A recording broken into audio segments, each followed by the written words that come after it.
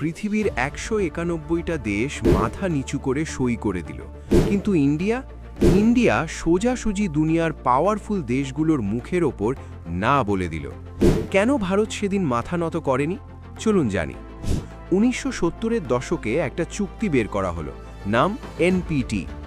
সহজ কথায় বড় দাদারা অর্থাৎ আমেরিকা, রাশিয়া, চীন বলল, আমাদের কাছে পরমাণু বোমা আছে, আমরা রাখব, কিন্তু বাকি দুনিয়া আর কোনোদিন তা বানাতে পারবে না। এটা কি সোজাসুজি দাদাগিরি নয়? আমেরিকা আর রাশিয়ার মতো দেশগুলো নিজেদের পকেট ভরল আর বাকি দুনিয়াকে আজীবন দুর্বল করে রাখার মাস্টার প্ল্যান সাজালো। ভারত যদি সেদিন সই করত, তবে আজ আমরা দুনিয়ার সামনে মেরুদণ্ডহীন হয়ে থাকতাম এবং যে কোনো দেশ আমাদের ধমক দিয়ে চলে যেত। কিন্তু আমরা ভারতবাসী, আমরা এই অন্যায় মানিনি। উত্তর কোরিয়া, ইসরায়েল আর পাকিস্তানও আমাদের সাথে ওই কাগজে সই করতে অস্বীকার করে। আমরা বেছে নিলাম ভয় নয়, বরং আত্মসম্মান। এরপর হলো পোখরান টেস্ট।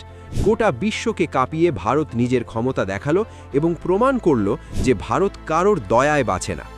আজ আমরা যে সুরক্ষিত, সেটা ওই একটা জেদের ফল। ভারতের এই সাহসিকতার জন্য কি আপনার গর্ব হয়?